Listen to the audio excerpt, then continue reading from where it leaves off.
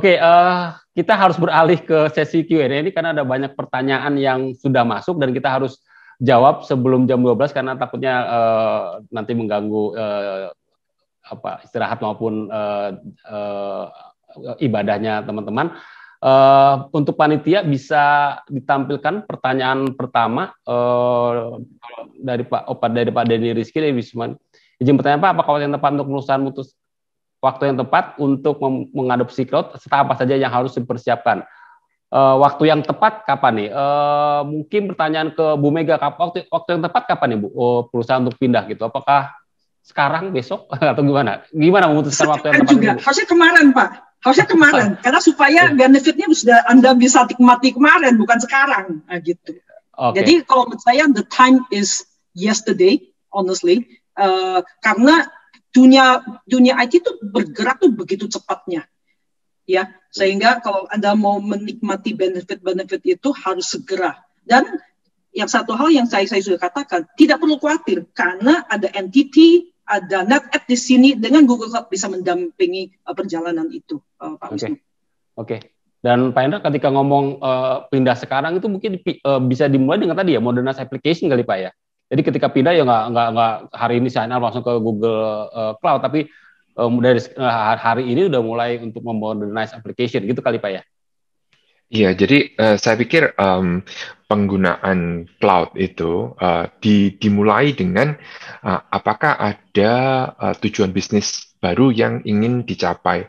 Kalau misalnya tujuannya adalah berinovasi, ini kan tadi pertanyaannya dari Wisma Kartika ya. Jadi salah satu produsen terkemuka di furniture di Indonesia ya. Jadi kalau memang mau berinovasi, punya presence lebih banyak di dalam dunia digital, itu memang harus dilakukan udah 18 bulan yang lalu. Tadi kan surveinya banyak yang 18 bulan gitu kan. 18 bulan yang lalu dengan adanya inovasi itu tadi. Jadi memang kalau tanya when, saatnya sekarang saat yang tepat. Udah tidak ada, udah nggak bisa ditunggu-tunggu lagi, apalagi dengan pertumbuhan digital di Indonesia. Dan pertumbuhan next digital di Indonesia ini bukan cuma di kota-kota besar ya, tapi kota-kota yang selanjutnya yang mulai dari Surabaya, Semarang, dan sampai kota-kota kecil yang lain itu semua udah menuju ke arah digital. Jadi aku pikir untuk dunia bisnis mau nggak mau memang strateginya harus shifting ke digital. Oke, terima kasih. Kita beralih ke pertanyaan berikutnya. Silakan panitia tampilkan. Oke, mungkin tadi sedikit disinggung nih oleh Pak Hendra nih ya, bagaimana dengan fenomena perusahaan di luar negeri yang sempat pindah ke cloud, tapi kemudian balik lagi gitu. Mungkin bisa dijawab oleh Pak Hendra lagi nih Pak. Mungkin mengemfasis tadi itu, apakah memang fenomena ini menjadi sebuah fenomena yang permanen gitu. Kadang ada banyak perusahaan yang akhirnya dalam tanda kutip kapok pindah lagi ke on-prem atau tadi seperti Busur yang sebenarnya mereka lagi mencoba untuk mengkalkulasi lagi karena emang bagaimanapun emang cloud ada di masa depan. Pak Hendra bisa jawab pertanyaan Pak? Iya betul Pak. Jadi saya sih confirm kalau sebagian besar yang pindah lagi dari cloud ke non-cloud atau on-premise itu memang kebanyakan karena pernah mengalami security breach. Nah, di sini kita lihat bahwa tadi kan security breach itu atau cyber security defense itu tanggung jawab dari cloud provider-nya juga, tapi tanggung jawab dari user-nya juga. Jadi ini nggak bisa dipungkiri kalau misalnya kejadian yang tadi pindah itu memang tanggung jawabnya user juga ada. Kenapa kok misalnya nggak diarsitektur dengan benar gitu kan? Apakah udah benar penggunaannya? Mungkin tadi awal-awal banget Pak Semi di dalam videonya itu ngomong tentang tolong dipilah-pilah data mana yang bisa ditempatkan di cloud maupun data mana yang harusnya tempatnya di on-prem saja gitu. Nah, tapi walaupun ditaruh di cloud maupun di on-prem, semua data itu harus punya nomor satu level proteksi yang sama gitu kan, availability-nya juga harus sama dijaga. Kenapa? Kan data-data itu tetap data yang penting untuk perusahaan. Oke, terima kasih Pak Hendra atas jawabannya. Ada yang menambahkan mungkin Pak Aryadi soal ini Pak, apakah memang pernah ada kepikiran gitu dari Excel untuk yang udah di cloud kita balikin lagi karena nggak efisien atau apa gitu, ada gambaran nggak Pak dari kasus nyata yang dihadapi oleh Excel Axiata?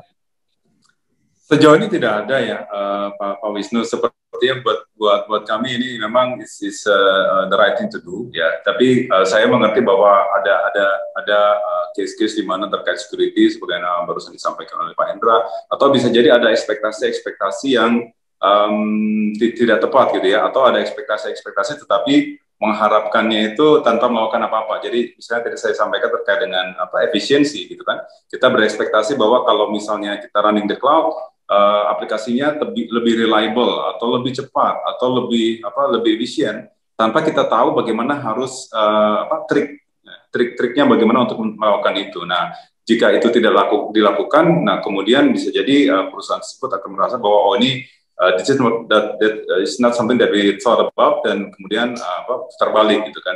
Tapi kalau sejauh ini yang kami alami, kami melihat positif outcome ya, dari sisi reliability, dan dari sisi security juga kami tidak merasa bahwa berada di cloud itu menjadi tidak lebih secure gitu. Memang mekanisme proteksinya tentunya akan sedikit berbeda ya.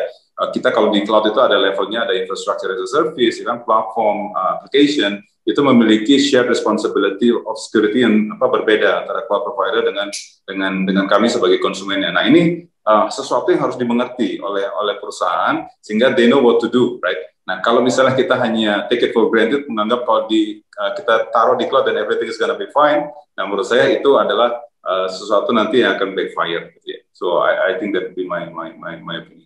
Oke, terima kasih Pak Aryadi atas jawabannya, sangat lugas dan saya pikir menjawab pertanyaan tadi ya. Oke, pertanyaan ketiga kita tampilkan dari siapa ini? Dari Pak Adrianus Yoga dari Antirapi. Waduh, Jogja nih ya.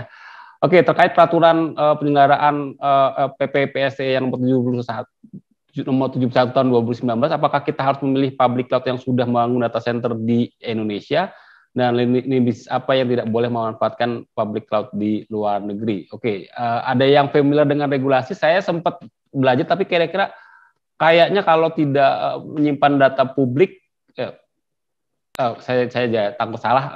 Ada yang akrab dengan regulasi? Kalau Pak Hendra bisa jelaskan seperti ini Pak, aturannya apa sih yang boleh nggak boleh disimpan di luar negeri atau di cloud luar? Iya, jadi ada klasifikasi data Pak. Tadi udah disinggung ya oleh Pak Semi ya. Jadi kita memang banyak berdiskusi soal itu. Ada klasifikasi data yang mana itu adalah PII Pak, personally identifiable information. Nah itu memang aturannya harus ada di dalam negeri ya Pak. Jadi mau pakai public cloud, private cloud maupun non cloud itu harus di dalam negeri karena memang data-datanya penting ya. Jadi kayak data kalau didapat dari Dukcapil kan ini kan kita kan banyak sekali aplikasi baru perbankan atau layanan finansial yang harus foto dengan KTP gitu ya. Nah itu kan datanya terhubung ke Dukcapil. Nah, kalau itu data kita simpan, itu mau nggak mau harus ada di Indonesia. Itu confirm. Oke, terima kasih. Saya boleh tambah, yang bertanya rumah sakit ya.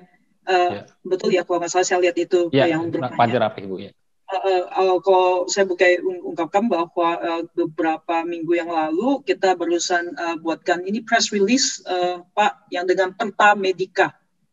Ya, jadi itu jaringan rumah sakit yang di bawahnya Pertamina, mereka memanfaatkan Google Cloud, dan terutama karena kami ada cloud region di Jakarta, yang tadi seperti yang Pak Hendra katakan, karena PII itu memang mementingkan bahwa itu harus di Indonesia, maka itu mereka memiliki kami sebagai cloud provider mereka.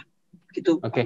Mungkin pertanyaan saya shifting sedikit Bu, kenapa Google Cloud punya data center di Indonesia? Apakah untuk menjawab kebutuhan untuk regulasi terkait data, atau memang ada pertimbangan lain kenapa Google membangun data centernya di Indonesia? Yang pertama ya Indonesia kan besar sekali ya, terus terang dari pangsa pasarnya sebelum even kita bangun cloud region di Jakarta, kami juga ada beberapa customer yang sudah menaruh datanya di Google Cloud. Even pada saat itu belum di Jakarta, jadi contohnya yang digital native gitu, mereka tuh taruh di Google Cloud. Nah itu yang pertama. So pasarnya sudah besar dan kita bisa kelihatan dari situ. Bahkan kalau setahu saya, kami itu memberikan kontribusi omset yang terbesar di Southeast Asia. Itu yang satu hal yang sangat menarik. Kenapa dari jumlah domestic market kita tuh sangat besar, kan penduduknya besar sekali, we have a very big population. Yang kedua dari sisi Google Indonesia kan kita juga ada jasa-jasa yang dinikmati oleh netizen, yang misalnya YouTube dan sebagainya. So dengan pangsa pasar itu ya kita membangun di Indonesia. Yang satu hal yang sangat penting adalah kita membantu negara kita semua untuk menuju digitalization, and that's the very very key. Gitu, Oke. Terima kasih Bu. Berarti karena di ada data center Indonesia, Google Cloud bisa lebih banyak berkontribusi terhadap bangsa ini untuk terutama mendorong transformasi digital di perusahaan Indonesia. Kira-kira seperti itu Bu ya. Oke, pertanyaan keempat, sorry agak buru-buru karena kita buru waktu. Oke, dari Pak Haris dari Petrosi, mitigasi dalam penerapan cloud khususnya yang berkaitan dengan keamanan data, karena kita tahu data breach itu berulang kali terjadi di Indonesia. Oke, ngomongin data, Bu Ana kali bisa jawab Bu, bagaimana tuh mitigasi soal ini gitu, apa yang harus dilakukan perusahaan untuk mitigasi terkait data breach segala macam. Silakan Bu Ana. Oke, Pak Wisnu tadi kayaknya udah banyak disinggung ya sama Pak Hendra, Bu Mega gitu kan. Kalau kita berbicara mengenai keamanan data itu melibatkan semua pihak. Jadi baik dari providernya, baik dari penggunanya. Jadi ini nggak bisa, tadi yang Pak Aredi juga mention, nggak bisa kita berharap bahwa taruh di cloud terus everything is okay gitu. Everything orang lain akan running buat kita tanpa kita perlu ngapa-ngapain, itu nggak bisa. Jadi ada policy yang memang mesti di set, ada security yang kita mesti jamin gitu, siapa saja yang boleh pakai, siapa saja yang boleh akses gitu kan. Jadi hal seperti itu tuh dari penggunanya juga punya responsibility yang perlu diterapkan gitu. Jadi ada kolaborasi di situ antara pengguna dan juga dengan si service provider. Jadi CSP-nya mungkin tadi Bu Mega bilang bisa memberikan pendampingan pada saat mau ke cloud, pada saat memang sudah benar-benar mau terjun ke cloud atau mau pakai services di cloud. Nah, pendampingan itulah yang bisa membantu konsumen atau para perusahaan untuk melihat gitu apa yang cocok diterapkan di tempatnya mereka. Atau juga bisa kita juga karena misalnya itu adalah mission critical, kita juga bisa engage partner seperti NTT ya tadi yang Pak Hendra bilang, untuk make sure bahwa dari experience-nya NTT bisa melihat, bisa melakukan assessment secara menyeluruh gitu kan, apa yang terbaik untuk dilakukan sebelum mereka move ke cloud, sehingga keamanan datanya itu bisa dimitigasi dengan baik. Mungkin itu aja sih Pak kalau terkait keamanannya. Terima kasih. Berarti Pak Hendra, untuk Pak Hendra juga berarti memang ketika mendampingi perusahaan untuk migrasi ke cloud itu juga akan faktor security akan menjadi sebuah prioritas untuk dinitenin gitu Pak ya. Iya Pak, jadi tadi saya ngomong soal CIA ya, confidentiality, bukan CIA-nya yang di negara lain, tapi confidentiality, integrity, sama availability. Nah, jadi 3 hal itu, di luar itu bahwa kita ngelihat misalnya ya, yang gampang analoginya, kalau dengan udah embrace cloud, udah cloud native, perubahan yang dilakukan untuk suatu software itu cepat banget. Kalau mungkin dulu softwarenya berubah paling setengah tahun sekali gitu ya. Tapi kalau misalnya ini mungkin bisa 2 minggu sekali bisa berubah. Nah, security-nya berarti nggak hanya perlu ngomongin soal perimeternya, tapi ngomongin soal data security sama application development security juga. Jadi pada waktu mendevelop aplikasi itu yang cycle-nya 2 mingguan tadi itu, security-nya udah harus embedded di dalam situ. Itu sih yang memang perlu banyak perhatian. Oke, berarti CISO atau IT security harus terlibat dari awal pembuatan aplikasi itu Pak ya, jangan di akhir-akhir nanti banyak yang bobol gitu, banyak yang Iya, betul Pak. Oke, terima kasih Pak Hendra atas jawabannya. Oke, pertanyaan berikutnya, pertanyaan kelima.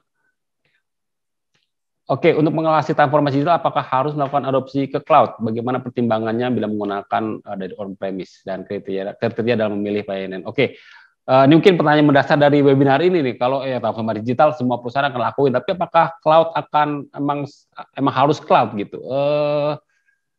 Kalau dari Pak Hendra harus cloud atau seperti tadi Pak, bahwa ya dilihat dulu bisnis bisnis outcome-nya, bisnis goal-nya. Oke, kalau saya pasang topi bisnismen ya Pak ya, jadi saya agak lebih pragmatis daripada itu sih jawabannya. Kalau ada tersedia inovasi atau layanan yang bisa bantu kita bertransformasi atau bisa mengembangkan bisnisnya lebih banyak, lebih besar, bisa reach klien lebih besar, lebih engagement-nya lebih banyak gitu ya. Kenapa kok harus reinvent the wheel? Kenapa kok harus bikin lagi roda itu? Kenapa kok nggak hanya consume aja? Saya sih sering kasih analogi, kalau Anda pingin menikmati sate kambing, kenapa harus pelihara kambingnya? Nah itu. Jadi pragmatis saja, inovasi itu udah ada di situ. Tadi kan dari hasil survei juga, AI, big data, jadi machine learning, big data, IoT, fungsi-fungsi itu atau inovasi-inovasi itu udah tersedia di public cloud. Nah, tinggal kita bagaimana sebagai bisnis memanfaatkan inovasi itu untuk pertumbuhan bisnis kita sendiri.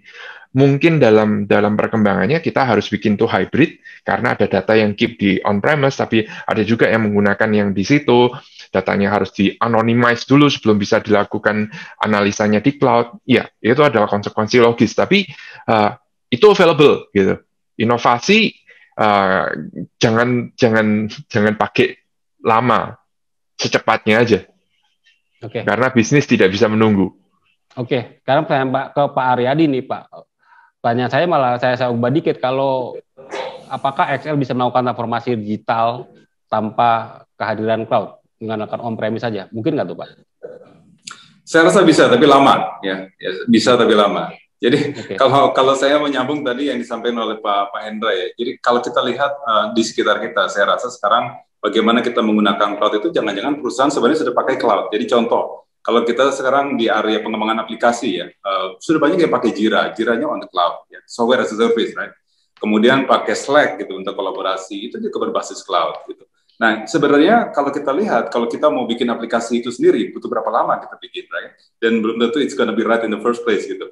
Jadi, ini sesuatu yang kita bisa lihat bahwa, menurut saya bukan dikotomi atau absolutism bahwa pakai atau tidak pakai, right?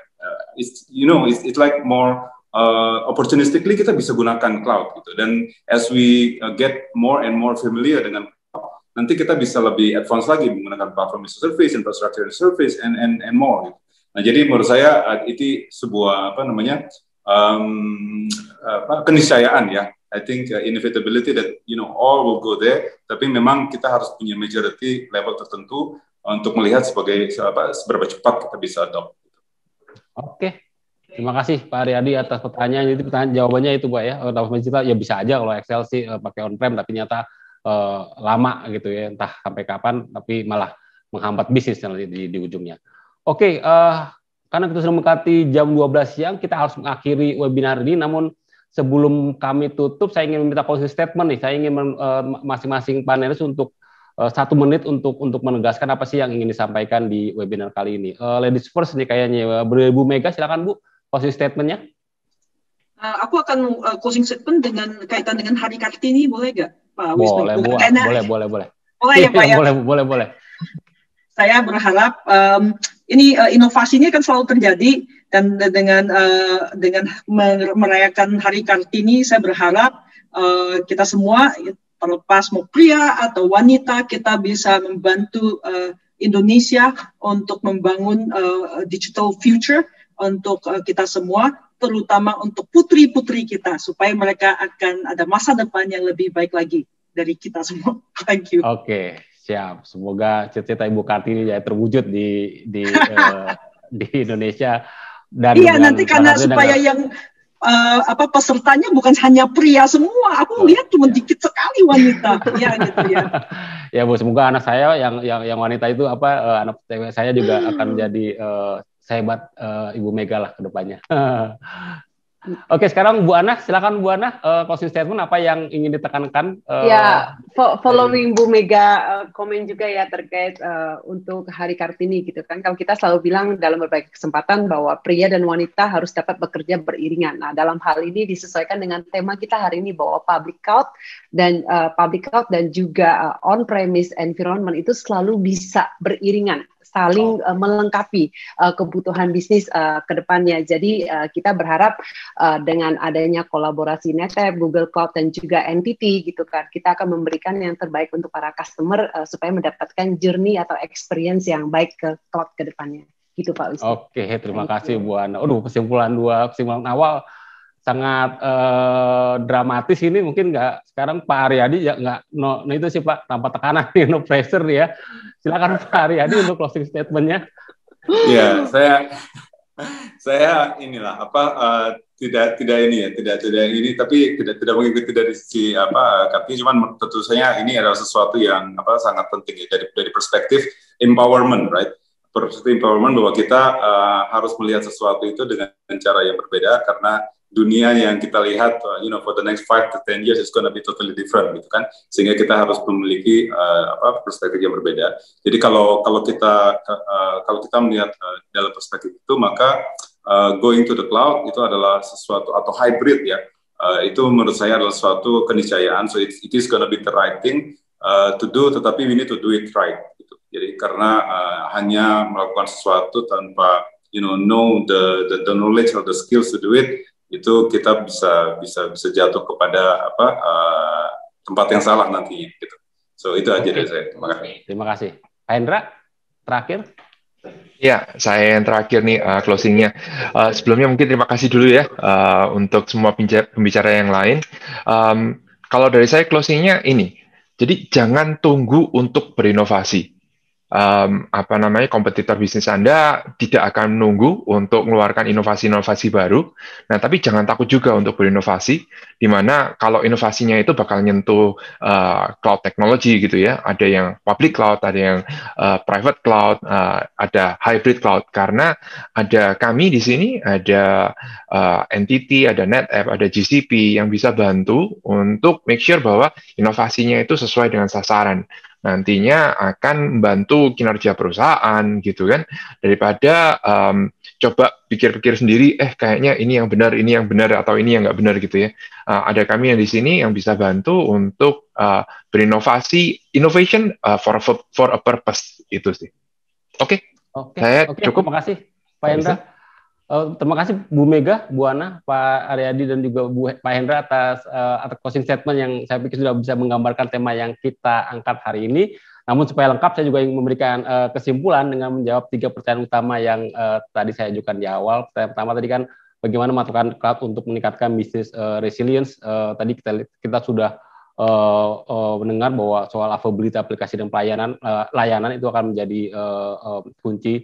Bagaimana kalau membantu bisnis Anda, juga skalabilitas, innovation at speed, memenuhi kebutuhan bisnis yang cepat dan juga memastikan compliance. Untuk pertanyaan kedua, tadi kan bagaimana strategi yang tepat agar adopsi cloud menjadi efektif dan efisien. Tadi Pak Hendra sudah menekankan modernisasi aplikasi dulu.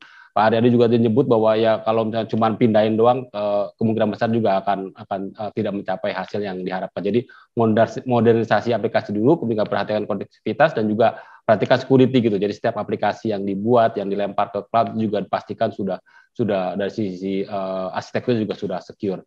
Kemudian apa saja tantangan cloud dan bagaimana mengatasinya? Saya pikir tadi sudah tercermin di survei maupun di polling kita. Dari pertama keamanan. Nah, untuk menjawab tersebut, Bu Mega bilang choose the right provider dan juga memahami itu share responsibility antara penyedia dan juga pengguna. Bagaimanapun perusahaan tetap harus memiliki arsitektur keamanan data yang baik sebelum pindah ke cloud. Kemudian juga soal availability, tadi Bu Ana juga menekankan ya diseimbangkan dengan business continuity policy-nya gitu ya. Kalau emang krusial banget, apapun harus dilakukan supaya memastikan availability. Sementara dari cost, kita harus lihat bahwa kita harus mengubah mindset. Jadi bahwa ada perubahan, tidak bisa menggunakan mindset seperti menggunakan on-premise, tapi ada perubahan mindset yang harus dilakukan karena bagaimanapun cost ini akan menjadi bagian penting dari perjalanan ke depan. Oke, demikian kesimpulan singkat yang bisa saya berikan. Ulasan lebih mendalam dapat disimak di artikel kami di infokomputer.com. Jadi jangan lupa untuk terus menyimak artikel kami di sana. Jika ingin melihat siaran ulang webinar ini dan atau webinar lain yang pernah kami selenggarakan, silakan cek dan subscribe ya di akun YouTube Info Komputer. Kami juga menyarankan Anda semua untuk follow akun sosial media kami di Twitter, Facebook, Instagram, dan juga LinkedIn agar tidak ketinggalan informasi menarik dari Info Komputer termasuk info webinar kami selanjutnya.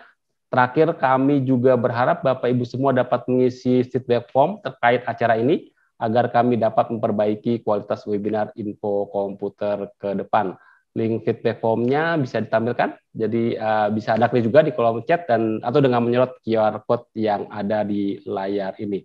Sekali lagi saya ingin mengucapkan terima kasih kepada Bu Mega, Bu Ana, Pak Aryadi, dan juga Pak Hendra atas sharingnya.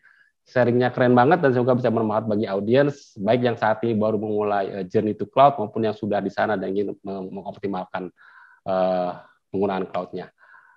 Oke, saya kira cukup sekian dan sebagai penjaga galau saya akan tutup webinar ini dengan pantun. Jika ada yang lebih manis dari sirup marjan, itu adalah senyum Dinda yang menyambut abang pulang. Selamat menjalankan ibadah Ramadan, semoga kita mendapat ridhonya di hari kemenangan. Terima kasih dan sampai berjumpa di webinar berikutnya. Wassalamualaikum warahmatullahi wabarakatuh. Selamat siang.